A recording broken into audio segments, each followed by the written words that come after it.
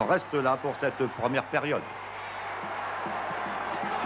Et dès la reprise, les Lensois se montrent toujours aussi entreprenants. Tête de Vercruis, nouvel arrêt du gardien monégasque.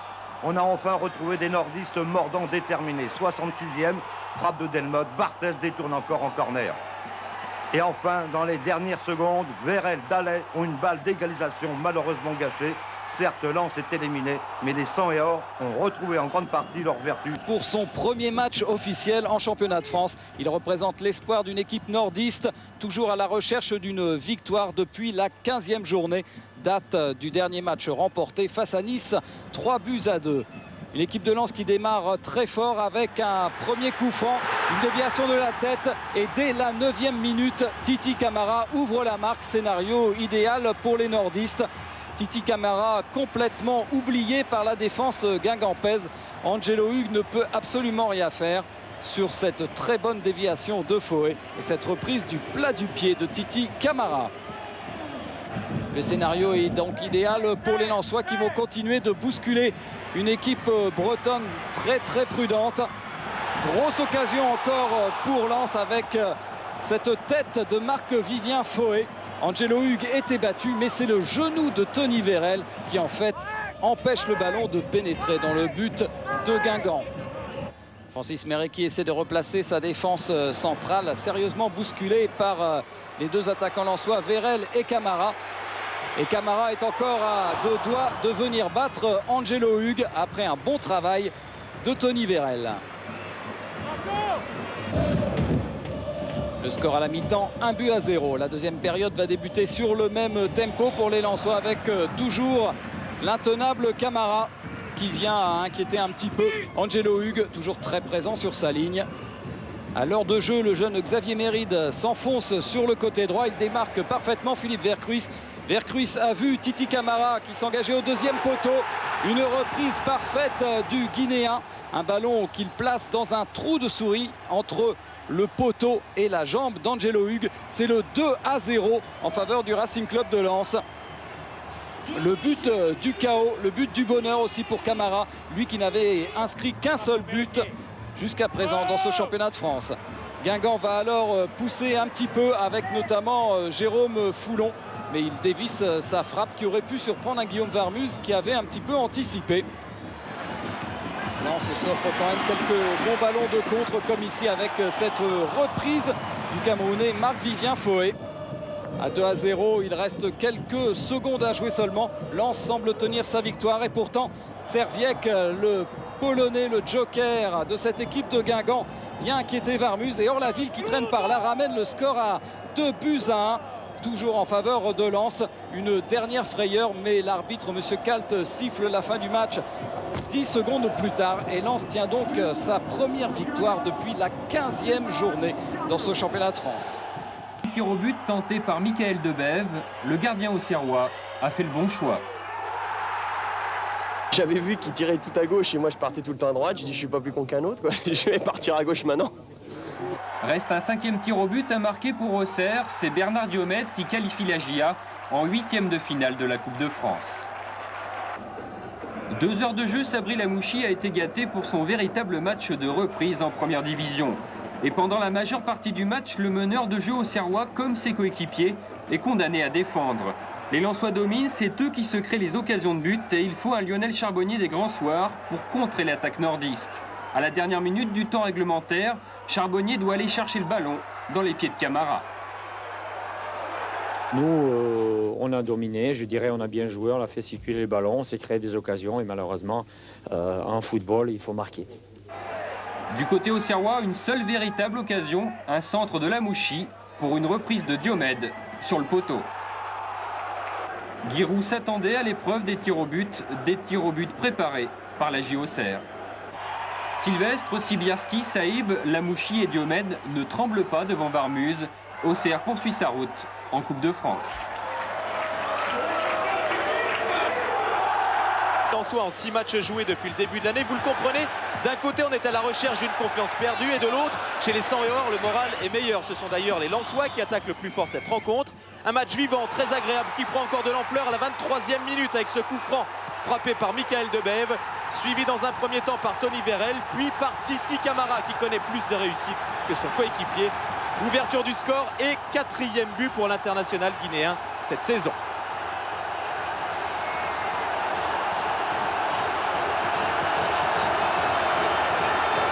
Ensuite, Monsieur Bata oublie de siffler 2 pénaltys, un de chaque côté, ici sur Loco.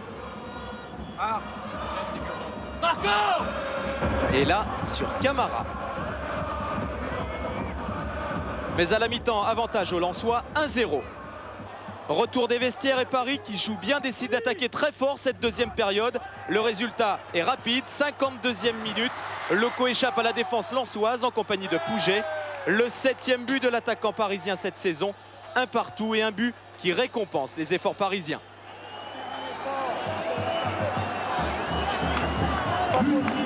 Et le PSG de poursuivre sur sa lancée avec ce corner frappé par Vincent Guérin et posé sur la tête du Brésilien Rai. 2-1 à la 67e minute de jeu. 5e but du Brésilien dans ce championnat sur l'un des 7 corners parisiens dans cette rencontre. A noter que les Lensois, eux, n'ont obtenu aucun corner dans ce match. Mais un carton rouge pour DU à 20 minutes de la fin. Et surtout, ce gros carton rouge aux supporters qui a envoyé une bouteille sur l'arbitre assistant, Monsieur Cové. Partie interrompue 10 minutes jusqu'à ce que Monsieur Cové retrouve ses esprits. Côté Lensois, mais la première belle occasion, elle est lyonnaise avec ce coup franc. Et bien évidemment, pour le frapper, le docteur S. Coup franc chez les Gones, Alain Caveglia. Première frayeur pour des 100 et or qui ont pourtant abordé cette rencontre sans complexe. Dans le jeu d'ailleurs, ça se vérifie. Lens est plutôt séduisant, à l'image d'un Titi Camara très alerte. Et les mouvements s'enchaînent bien avec Vercruis et Smisser. Et il faut toute la dextérité de Grégory Coupet pour stopper les offensives adverses.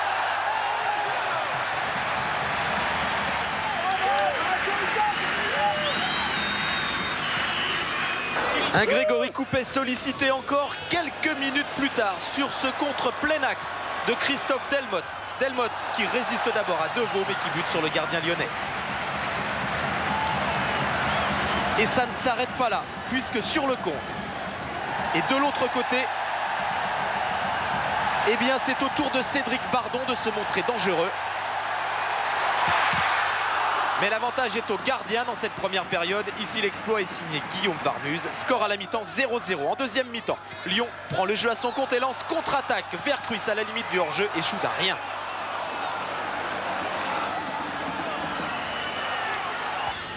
Et encore les 100 et or qui donnent le tournis aux Lyonnais. Vérel a remplacé Camara, exploite ses premiers ballons. Et cette fois, c'est le manque de réussite qui fait barrage aux Lensois. Rageant, très rageant pour des nordistes, bien séduisant. En fait, l'ouverture, personne ne la trouve jusqu'à ce corner.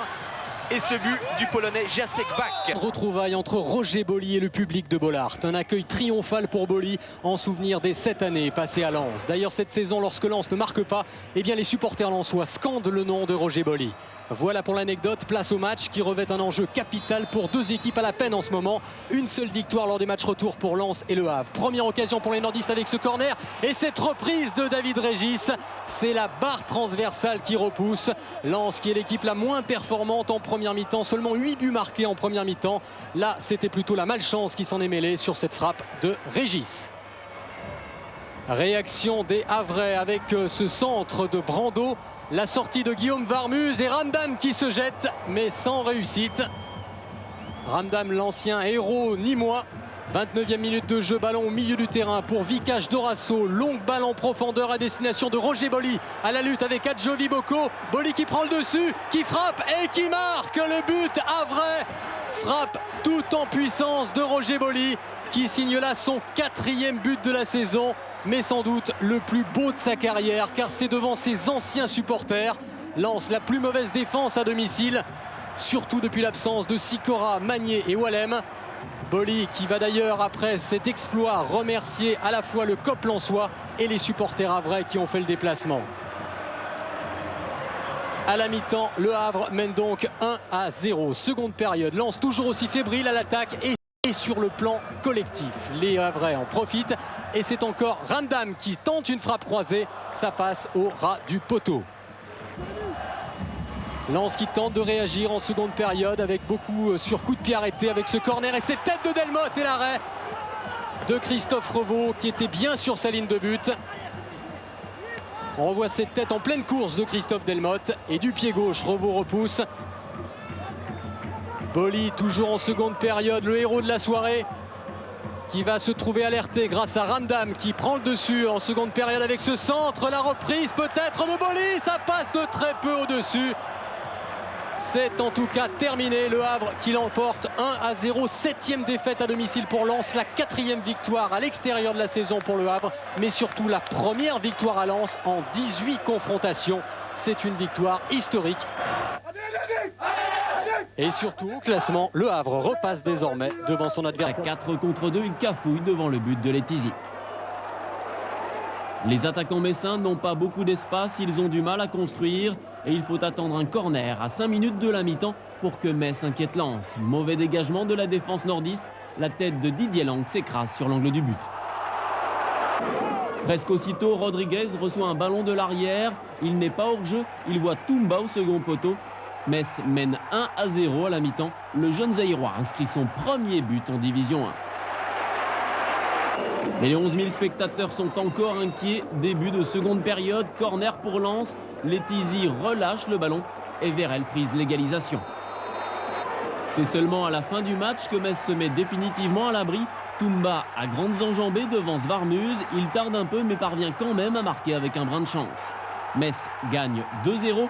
Toumba a promis le champagne à ses partenaires. Mon entraîneur m'avait dit que j'allais marquer aujourd'hui, mais Aldela m'a pensé que j'allais marquer 2 buts. Personne n'y croyait. Et je remercie à tous mes partenaires qui ont aussi m'encouragé, puis particulièrement Bruno Rodriguez qui m'a mis un super caviar sur le premier but. On a puisé dans nos réserves pour essayer de combattre physiquement avec cette équipe lensoise qui avait à cœur de prouver à son entraîneur qu'elle pouvait faire un résultat ici. Et puis bon, on a marqué ces 2 buts, c'est bien pour nous et c'est bien pour la suite. Hier soir, Metz n'a pas réalisé son meilleur match de l'année, mais l'essentiel, la victoire est là. Elle relance les Messins pour une place. Les Lensois débarquent-ils chez eux, tambour battant? Réponse.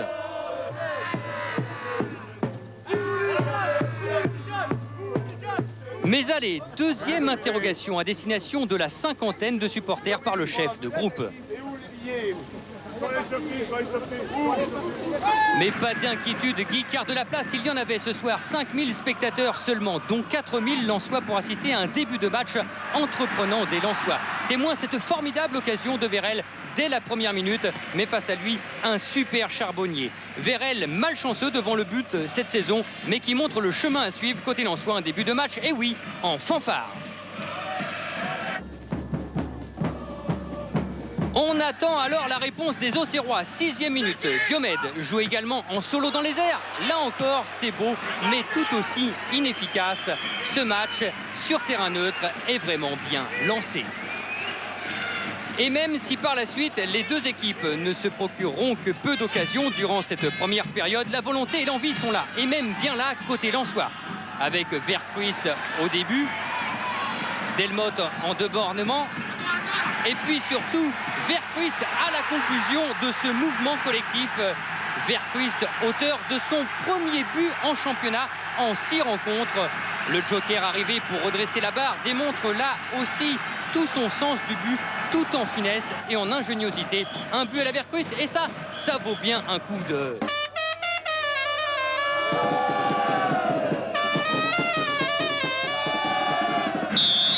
Mais allez, retour au jeu avec la deuxième période.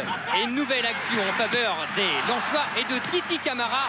Ballon doublement bloqué par Lionel Charbonnier.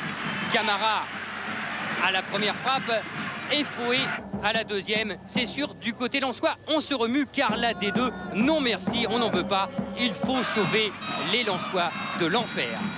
Et du coup, Jean-Guy Valem accélère une nouvelle fois. Avec cette fois-ci Titi Camara pour une passe millimétrée sur Smisser. Et à l'arrivée, un but tout simplement sensationnel. Smisser reprend de voler du pied droit cette balle de Titi Camara dans la course. Elle se termine dans la lucarne de Lionel Charbonnier. Et ça vaut bien encore un coup de...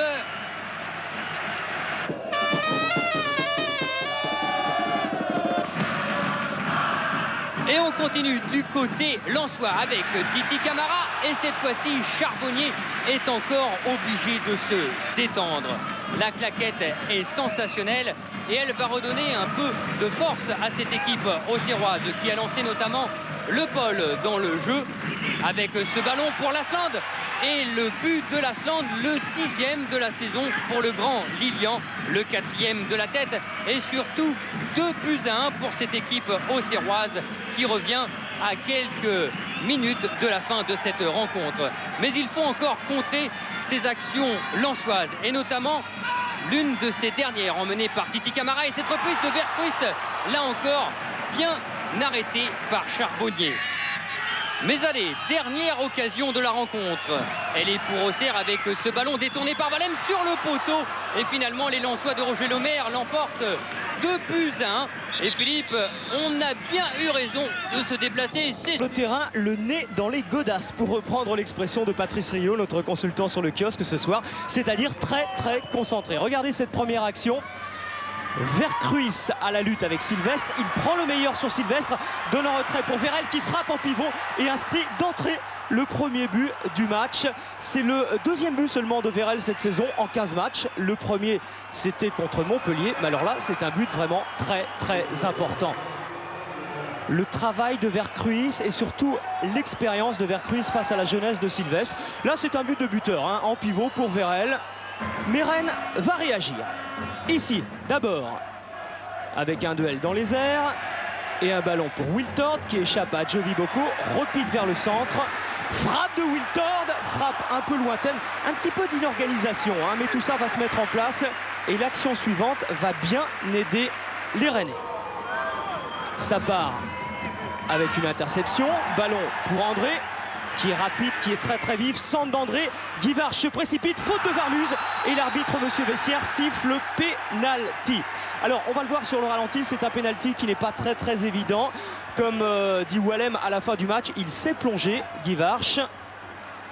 Quoi qu'il en soit, c'est pénalty et c'est Guivarch qui n'avait pas marqué depuis le 20 décembre qui tire ce pénalty en force et qui trompe Varmuz. Un but partout, c'est le score à la mi-temps. En début de seconde mi-temps, grosse débauche d'énergie côté rennais. Là, on va retrouver des séquences, vous savez, qui faisaient la force de Rennes à domicile en début de saison. Comme ici, avec Lambert, qui donne dans l'axe. Ballon qui n'est pas perdu, renvoyé par Wallem. Reprise de Lambert, reprise ratée. Ça revient sur Sylvain Wiltord. Et on va repartir vers la surface de réparation. Avec un 1-2 entre Huard et Carteron. Frappe de Carteron et détente de Varmuz, qui met en corner. Grosse déception, mais corner à suivre. Avec un ballon pour Mahé, petite balle piquée, tête d'André, c'est Carteron qui la prolonge dans les buts. Rennes prend l'avantage. Regardez le bonheur de Carteron. Joie immense, joie contenue par nombre de semaines de frustration.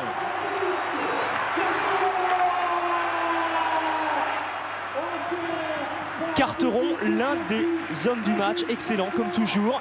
Et qui là marque aussi un vrai but de buteur, hein, beaucoup d'opportunisme pour Carteron. Et ça donne énormément confiance aux Rennais, qui attaquent de nouveau. Avec une balle pour Guivarch, qui regarde au centre de Guivarch. En fait, c'est une frappe et Varmuz n'était pas très loin de se trouver, même s'il met en corner. Mais si Rennes a de bonnes séquences, il y a aussi des passages à vide, témoins du manque de confiance des Bretons en ce moment. Et ça construit bien côté lensois. On joue quasiment une touche de balle. Avec un ballon pour Camara, frappe de Camara qui égalise. 2 buts partout. C'est le 5e but de Camara cette saison. Et là, c'est la même chose. La joie de Camara est immense. Avec encore une faute de Sylvestre. Ça fait la 2e. Là aussi, c'est la jeunesse de Sylvestre. 2 buts partout. Et le match va complètement changer d'âme. C'est-à-dire qu'autant Rennes a dominé la première moitié de la seconde période, autant Lens va dominer la 2e moitié de la seconde période. Encore une action et un ballon en profondeur pour Foé qui frappe sur le poteau. Ça ressemblait un petit peu à la frappe de Guy Varche hein, sur le poteau en première période. On n'a pas vu, c'était à peu près la même chose. 2 buts partout toujours. On joue les dernières minutes. Pandurovic place son mur. Tête de Dehu et sauvetage de Pandurovic. Sauvetage in extremis. Rennes n'était pas loin de la catastrophe. Finalement, on en reste là. Donc 2 buts partout. C'est le score final. Mais la mauvaise affaire, inutile de vous le dire, Philippe. D'un choc avec Cyril Magnier lors de l'échauffement. Les Corses hier soir ont failli réussir le hold-up parfait. Pas moins de 7 occasions de but en première période. 10e minute. Corner tiré par Dehu. Debève reprend, puis Smisser et l'idée tourne. Puis en 5 minutes, les Lensois vont manquer de réussite. Vérel le sert Smisser, Pifto s'interpose. C'est la panique dans la défense bastiaise. 17e minute, centre parfait de Debève et tête trop décroisée de Brunel. 60 secondes plus tard, après cette remise en touche, c'est le même Brunel qui centre, mais la reprise de Michael Debève passe à quelques centimètres du montant. Le pressing continue. Arsène pour Debève encore lui, et c'est au tour de Frédéric Dehu de manquer le cadre. 39e minute, Smisser bien qu'accroché peut servir Vérel dont le tir est détourné par Pifto. Et cela n'est pas terminé. Nouveau centre de Debève et tête de Dehu, bien malchanceux. Et comme cela arrive souvent en pareilles circonstances, sur une contre-attaque menée par Drobniak, Moravchik, après un travail superbe, se débarrasse d'Arsène et Siljak au second poteau n'a plus qu'à pousser le ballon dans les filets. Voilà ce qui s'appelle avoir de la réussite et du réalisme. Seconde période, les Lensois repartent. Vérel inquiète encore une fois Pifto. Dallaire reprend au-dessus. L'égalisation tant attendue arrive à la 71e minute. Smisser, Delmotte et enfin Tony Vérel, intérieur de pied, trouve le chemin du but. Lens prend un point. C'est pas cher payé. Bollard retrouve quand même le sourire. Pas plus directement intéressé par le résultat que les Niçois qui pensent bien sûr d'abord à la demi-finale de coupe à Laval. Et pourtant, ce sont les joueurs niçois qui prennent le meilleur départ avec un Kubica explosif qui va d'une aile à l'autre. Ici, il est côté droit, un crochet sur Delmotte, le centre de Kubica, la reprise instantanée, demi-volée parfaite de Mohamed Chaouch.